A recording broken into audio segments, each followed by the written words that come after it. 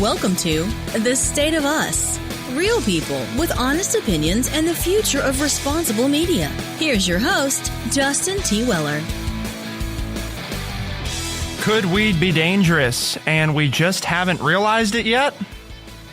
Well, an excerpt in the Wall Street Journal cites multiple medical studies that suggest marijuana could be linked to violence. Now, we'll just preface this by saying that this is an exploratory discussion. It's for informational purposes, so it's not a for or against. We ran across this stuff. We thought it was interesting and merited a conversation because why do you care, right? Maybe you're not a marijuana user. About 2 in 3 Americans live in an area where medical or recreational marijuana is now legal. So you care because it might not be as grand as we have been told that it is, that could affect you, even if you're not somebody who partakes. So that's kind of the basis of today's conversation. We'll get into the details, but of course, no conversation would be complete without your friendly redneck liberal, Lance Jackson. 200 million means 2 out of 3. So if you're in the room with 3 people and you don't use, the other 2 do, right? That's right. That's a possibility. So, and some of the findings that are anecdotal, to be sure, show that violence has been known to increase. So that's a big thing with people now, violent crimes. Right. So there's some, not like we said, no scientific evidence per se, but there's a lot of anecdotal evidence. So an interesting discussion here, I think, today. So contrary to predictions of both advocates and opponents, legalization hasn't led to a huge increase in people who use the drug casually. So I found this interesting, Lance. About 15% of Americans used cannabis at least once in 2017, which is up from 10% in 2006, according to the federal government's National Survey on Drug Use and Health. By contrast, almost 70% of Americans had an alcoholic drink in the past year. So, it's not that. Look at your it's numbers, not as widespread as we. Right. But if you go numbers, it's a 50% increase. Right. I mean, 10 to 15%. Okay. But that's a 50% increase if you want to look at it that way. And that's a pretty significant increase. But if you compare that 15% number of people casually using marijuana versus 70% casually using alcohol, it's not apples to apples. Yeah. So it depends on what numbers you want to compare and how you want to compare them there. But yeah, I understand your point and I agree. It's definitely relative, but it's still, I guess the point is, right, and nor should it. I mean, alcohol's been around a long time. So has weed, but it's a little different because alcohol's been legal. I was going to say, for a really, both have really been long around time. about the same amount of time. Right. Even into the ages of history. They've been around the same time. It's just in the United States for the last 80 years. One has been legal and the other one has been illegal. So it makes a difference, I guess. In 2006, and this is where so even though the number of Americans who use cannabis is not really that large in comparison to alcohol, the interesting thing though is that cannabis users who regularly use the drug that amount is soaring. In 2006, about 3 million Americans reported using the drug weed at least 300 times a year, the standard for a daily use case. By 2017, that number had increased to 8 million, approaching the 12 million Americans who drank every day. Put another way, only 1 in 15 drinkers consumed alcohol daily, but about 1 in 5 marijuana users used cannabis that often.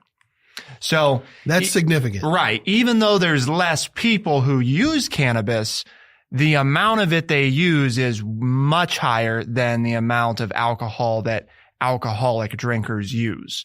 And, part of that is we're talking about there are people like myself who I would qualify as, one of those 70% of Americans who had a drink in the past year. But I don't even come close to a drink a week, probably not even a drink a month in reality, so the use is very, very, very light. But still, you still get counted, just like obviously there are some marijuana users who I'd imagine, they were at a party or whatever and they used it and that was that, and they don't use it regularly. But there's a much higher percentage of them who do use it. 1 in 5 is compared to 1 in 15. So again, this is neither here nor there. This is just the facts and the information. Now, where we get to the interesting data, is. Now, did you say it or did I miss it? Where's this coming from? Because you're talking about this information and data. So just so our listeners know, where are we drawing this information from? As I previewed at the beginning, this is an excerpt, and the excerpt is actually from a book written by Mr. Bernison, and he's a former New York Times reporter, and he's the author of 12 novels.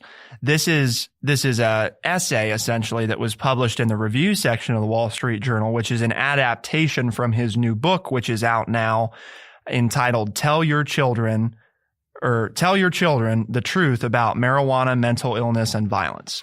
Just so people know. Right. We're not making it up, and it's not necessarily some right-wing, left-wing organization. It's just so that was all. So go ahead. Yeah, it's from a book, but the stats that we're citing, most of them I'll mention as we go who it's according to. So it's even though we found it in this article, you can go check it at these outside sources. Like this first one was from the National Survey on Drug Use and Health by the federal government. So yeah, some of this is not, where'd they get this from? It's, and then we get into his opinion here a little bit as we go.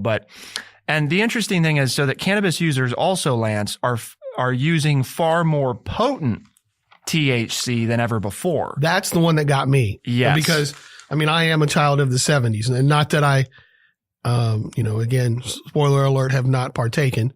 Not that I'm anti at all. So don't think that, just because I have not tried it doesn't mean that I'm against it. Per se, but didn't say, and correct me, I'm going to kind of interrupt because that was the one thing in the article that really caught my attention, being from the 70s. Yeah. That the THC in pot in the 70s had a THC component of about 2%. Right. And what's being sold now in the stores where it's legal in these states has almost a 25% THC component. Correct. So, for all of you old stoners out there, are saying, man, I did it. It's no big deal. It's not a big buzz. Just relax. You're looking at stuff that's multiple, times harder, at least as far as the, getting high part. Right. Of the marijuana. agent that's responsible for the psychoactive effects. Very good. Of the drug. Said much better. Right. Well, because, there's a whole field of study into this and how it works, but different components of marijuana do different things. THC is the part that's responsible for the psychoactive effects, while what we'll talk about later, hemp and and it's cannabidiol. It's canna. Yeah, that one. Cannabidiol. That one. Anyway. Cannabidiol. That there agent. It is, cannabidiol. Yeah, cannabidiol. That agent is responsible for the anti-anxiety and relaxing effects that is produced. And it also is the agent that doesn't cause the psychoactive effects. So there's different fields that are trying to take, and make use of different parts. But the potency increase, in other words, you would have had to smoke a lot of weed to get up to the same amount that one person smokes one time, the same level of potency. What? 2 to 4, 4 to 8, 8 to 16, almost 4 times more potent. Yeah. Now. Right. Is what's being sold in the stores. Yeah. A lot more potent. So, and it even goes on to explain too that, the, sophisticated farming and cloning techniques now are being used to meet the demand to get a stronger high more quickly, which is, of course, referencing the TCH. And in states where cannabis is legal, many users prefer extracts that are nearly pure THC.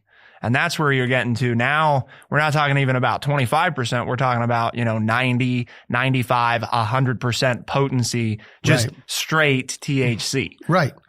Which is a whole lot more than, as far as, like you said, the psychotic effect from a user in the 70s to taking 100% THC and putting it in some brownies or some kind of food. I mean, it's right. You're getting the direct stuff. Right. And the anecdotal evidence shows that tends to be a little more, cause a little more violence. And I know we're going to get into that later, but you have to, that's I think a point that people need to understand. You can't compare. It's not apples to apples. If you smoked back in the 70s and 80s. And you don't now. And it's like, it's different. Or you do now. It is different. Right. The stuff that's available is not the same. So cannabis advocates often argue, Lance, that the drug can't be as neurotoxic as certain studies suggest because otherwise Western countries would have seen population-wide increases in psychosis alongside rising marijuana use. However, though, it's important to remember that in reality, trying to track psychosis in the U.S. Is basically impossible. The government carefully tracks diseases like cancer and other common ailments, but no such system actually exists for schizophrenia or other severe mental illnesses, which still just is preposterous in my mind. It's like, why are we not doing that? But Finland and Denmark are two countries that track mental illness a lot more accurately than we do. And they show a significant increase in psychosis since 2000, which follows an increase in cannabis use in those countries. And last September, a large survey found a rise in serious mental illness in the U.S. too. In 2017, 7.5% of young adults, met the criteria for serious mental illness, double the rate since 2008. So, again, we say this all the time, and the article even says none of these studies prove that rising cannabis use has caused population-wide increases in psychosis or other mental illnesses. They do offer suggestive evidence, though, that there could be a link. Right. Meriting further research, I would say. The point is, we haven't done the research. We haven't collected the data. Yeah. But there are issues out there in other places and even within the United States that we don't know what's causing the increase in these numbers, but it could be linked. And could is the operative word. May not be. Right. And we're not here to promote it as that it is, but as you said, maybe something that needs to, we need to take a closer look at before we step off the cliff. So here's another way to think about it. Are we going to trade one problem for another? Yeah. I don't think anybody's going to argue that we have an opioid problem in the United States. I mean, that's one that's even being talked about, by the president, and not very many people are disagreeing with that one. We almost all agree with the president that there is an opioid problem here in the United States. Not that we're going to get into what caused that with doctors and writing prescriptions and everything else, but we agree that there is a problem there.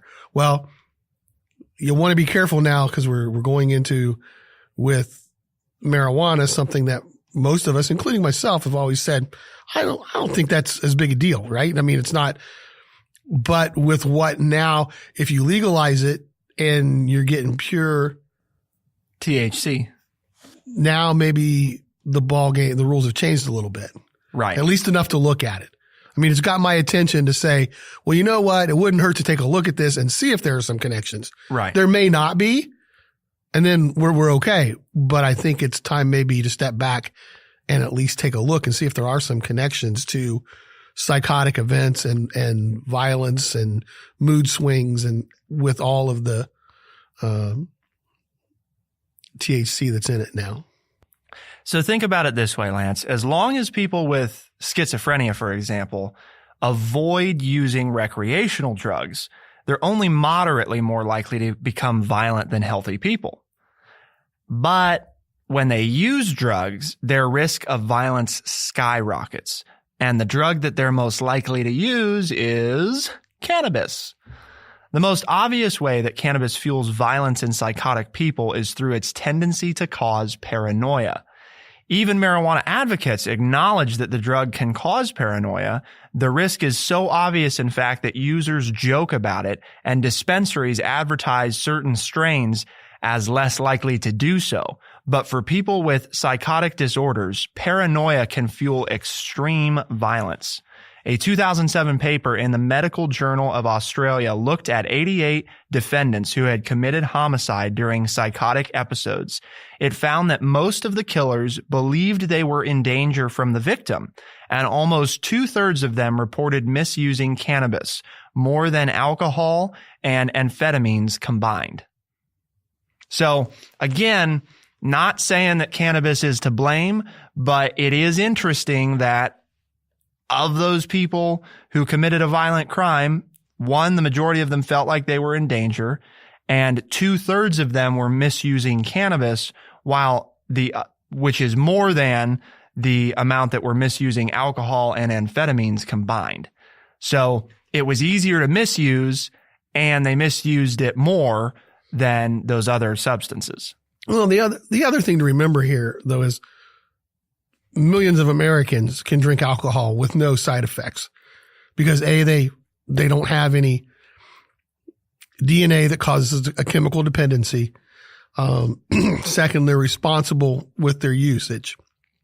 So there is that argument that no matter what you have out there, that there are going to be some people that are likely to abuse it, either through the chemical makeup in their body, or they have that abuse tendency no matter what they're doing, whether they overuse alcohol, whether they overuse food, or whether they overuse cannabis. So again, you have to do those scientific studies to prove, are we within the norm here? I mean, just to play as an advocate for cannabis for a little bit, to bring up that side of it, is you can't go saying, well, it's bad for everybody because we have 5% of the population that can't handle it, because there are people who can't handle alcohol. Right. They take, the people that are alcoholics or Gamblers Anonymous or whatever they have, and so you can't throw it all away because there's a certain segment of society that can't deal with it because of other issues. But I think it's worth, again, taking a look at to see if the numbers are great enough and it's affecting more than the norm, more than it should, more than other substances that are legal. Right. Then you have a leg to stand on to maybe starting to pull back on some of the legalization. But as far as if the norms are in the same, you can't say, well, we got to get rid of it because people are going out and they're committing violent crimes. Well, we don't get rid of alcohol, and there are people that drink too much and almost on a daily basis kill their fellow citizens by getting behind a wheel and driving under the influence or driving while intoxicated. Right. So I mean, there are people who go to casinos and gamble on sporting events and do all those kind of things for fun and recreation, and they don't bankrupt their families. But there's a segment of society where that happens, that there's no food to be put on the table. Their families are kicked out of their homes. They can't pay their bills. Okay. Does that mean we throw out all of that because there are some people that can't handle it? And that we have to keep that, I think, in the back of our minds here when we're talking about cannabis, is that where do these numbers fall? Are we within the acceptable norm? Or you understand what I'm saying? Yeah. Yeah. It's all about, it's relative to the other things that the American population has accepted as a tolerable risk, which in the case of alcohol, in the case of gambling, we've said, we understand that there will be people who misuse it, and we're comfortable with the percentage of people who are going to misuse the substance. And the question becomes, because cannabis has only been legal for a short period of time, we don't have the same kind of data.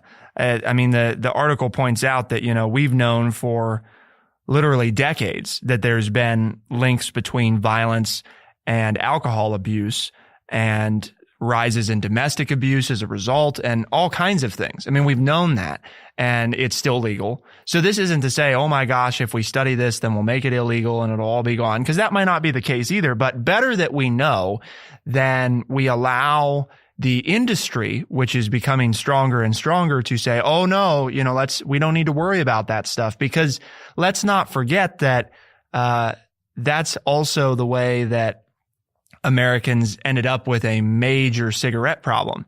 Is, the industry started to learn things about the negative side effects and tamped it down for a long time and didn't tell people, or they minimized, we can put this filter on it and then it'll be fine, and, on and on and on. Right. And in reality today, we know that's just not the case. It's just false. They are bad for you.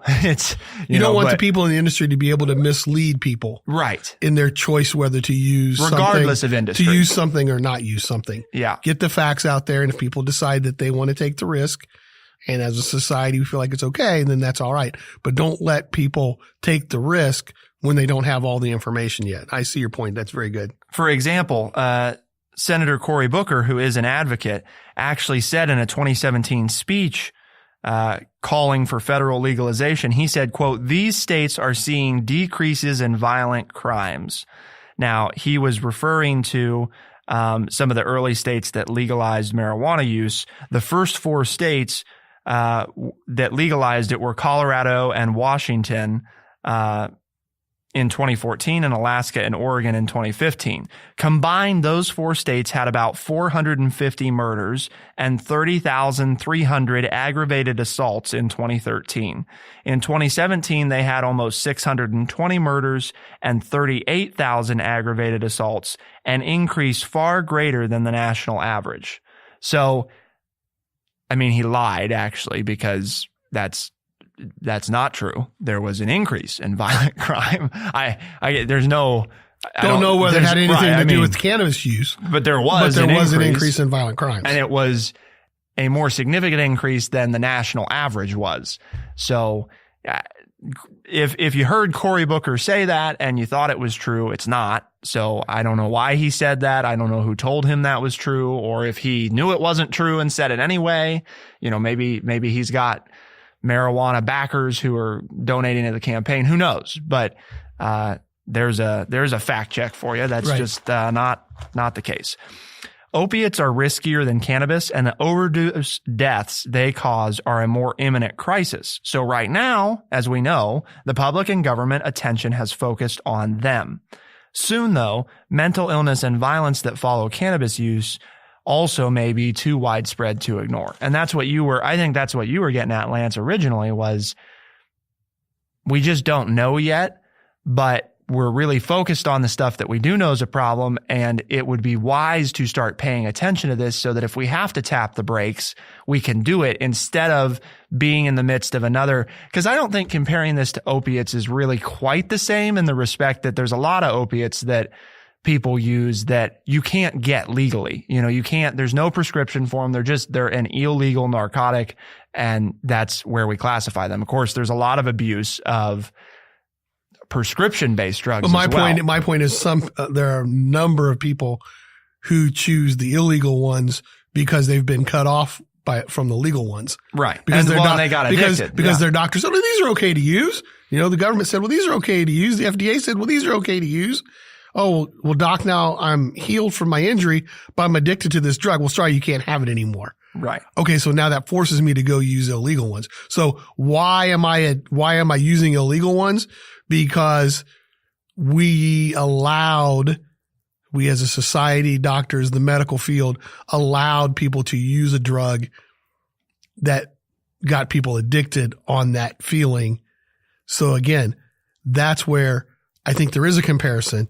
We can't say, well, medical use for marijuana, and we let these people have it and it improves them, and then all of a sudden they become addicted. I know that's not what most people think and what all the studies say, but we're also talking about a higher level of a more potent drug, a more potent cannabis than there's been in the past. And so that's where I see the similarities.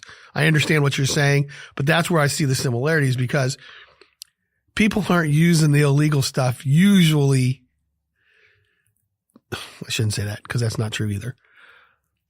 There are a number of people that are using the illegal stuff that got started on legal drugs. Right. I view more similarities, at least from what we're seeing so far, to the early days of the tobacco industry, where that's fair. There was even advertisements that suggested positive health benefits. Oh, sure. A lot of them. You can lose weight. Right. You can, because you can smoke the cigarette instead of eating, so every time you get hungry, just put a cigarette in your mouth and it'll tamp down your appetite and you won't eat as much. You won't stick that candy in there, that candy bar, those chips, and you can end up actually losing weight by smoking cigarettes. Which, in fairness, there is some truth to, except for the fact that they leave out, as long as you're okay with the potential of lung cancer, right. Just like, and I'm not saying I'm by any means against the legalization of this. I'm saying we need more information, and no amount of the industry stigmatizing the research should stop us from doing the research, because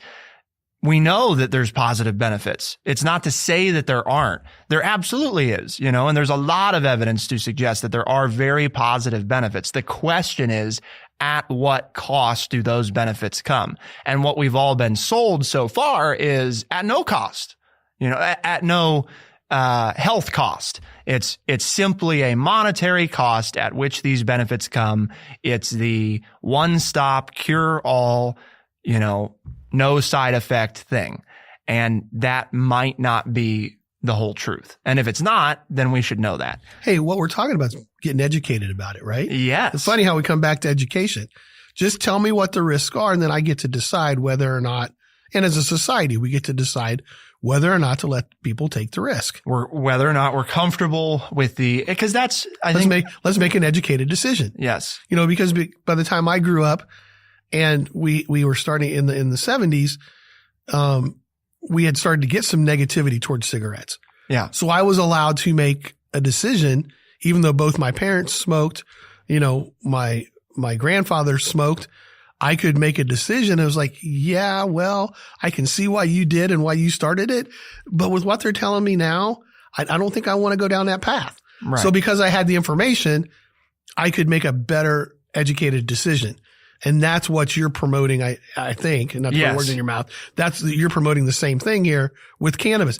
Get the information out there to people just so that they can make an educated decision, so they don't start doing something and then all of a sudden realize, oh crap, I didn't realize that was going to happen. If I had known that was going to happen, I would never have started. Exactly. So get us the information so that we can make a smarter decision. Yeah, we don't want to go so fast that we send people, that people make a decision they would not have made if we had known more information. But Lance is going to tell us a little bit about how hemp crops are set to expand in the U.S., kind of as a contrast to what we've been talking about so far. But before we do, another note on education is obviously a big part of what the State of Us does, is attempting to uphold TrueChat's mission and even perpetrate the mission, which is to educate people by providing honest, open, and respectful conversations, which we certainly hope we're achieving today. And if for any reason we're not, you should email ethics@truechat.org, ethics@truechat.org, and let us know, because this goes back to, you got to have the right information. And if you think that we're not giving you the right information, then you hold us accountable. And we'll try to do what we're doing right now, which is hold industries accountable. So tell us, Lance, a little bit more about, we're talking about all this. We're talking about that there could be negative side effects, but there's some opportunities for positive use, right, of a comeback in hemp, and not only for human consumption, but also for other products as well. Yeah, well, hemp is the fastest growing plant related to marijuana, and used to be farmed across the United States for more than 100 years for its strong fibers woven into rope and textiles. But it was banned back in 1970 until December of this last year, when a new farm bill signed by President Trump removed hemp from a list of federally controlled substances. We're finding this in the business section of the Wall Street Journal, dated Tuesday, January 15th. It goes on to say that hemp's return to farm fields this spring coincides with a surge in demand for cannabidiol, a derivative of hemp or marijuana that has become a popular additive in drinks, foods, and dietary supplements. Proponents say it relieves anxiety, inflammation, and other maladies without the psychotropic ingredient that delivers a high to marijuana users. So again, there's some of the positive things that we hear marijuana users saying they use the drug for, and it comes from the hemp. It's a different thing than the THC. Right. So exactly. So I think it's an attempt to say we can just avoid the psychoactive effect altogether and use science to extract basically the portion that is the most valuable to put into all kinds of products that are anti-anxiety. And I think they even talked about things like soap, right? So, I mean, you're washing in the morning, right? And you're rubbing this all over your body, and you not only are cleaning yourself, but you might also be simultaneously absorbing cannabidiol and, getting a relaxing start to the morning. So I think if I understand the idea of this correctly. That is correct. And the part of this too is that we know that farmers in the United States are having economic issues. 62% loss or $62 per acre, right? Last year was the loss for corn on average. And growers can earn $200 to $400 an acre growing hemp for use in textiles, plastics, insulation, and construction materials, according to the Rodale Institute. Whereas they're only making $11 an acre for soybeans, and as you said, lost $62 an acre for corn in 2017, according to federal figures. So here's a way where, and again, this is being grown in Canada. So the United States, can not only has been a huge importer for yarns and fibers, oilseed, cakes, solids, all of those things. We've imported it for these industries that need it. And here's an opportunity for farmers to make money. Now, the stipulation is while the price could go up, what they're telling farmers is you have to be careful because there are no really regulations or guidelines for this. And so you could grow this product and then not have any place to sell it. So in that respect, the article goes on to say that the FDA said last month, which would have been December of 2018, that last month the FDA is exploring national guidelines for products containing cannabidiol. Cannabidiol. That word, I tell you what, they needed to come up with something. It's a nice better. word there. But the point is that it's, you have all of this going on and it's a place where farmers can make some money, but it's still so new that we don't really have, any kind of system set up.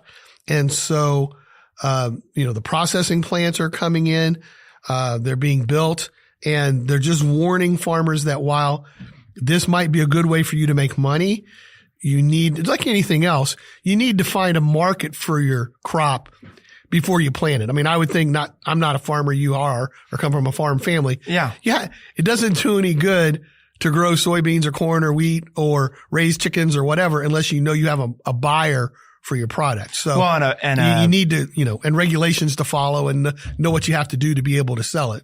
Right. An achievable profit margin, I guess, is, I think, the biggest thing, because there's a market for corn and soybeans, but if you're going to lose $62 an acre, then why would you do that? I mean, it's kind of silly. So you're going to look for the thing that you can get the highest yield on would be the end goal. So on that note though, Lance, if people want to engage and get connected, what are the different ways they could listen? Well, yeah, Spotify, Stitcher, Apple Podcasts, and any other place you can find podcast. That's right. And of course, if you don't like what we're saying though, we didn't talk about that before because I didn't follow you up there. But if you don't like something we're saying, you need to contact ethics at TrueChat and that's right. Leave a little message there for us and we'll see what we can do about it. And if you just want to engage with the conversation, give us your opinion. We want that at TrueChat.org across social media. So please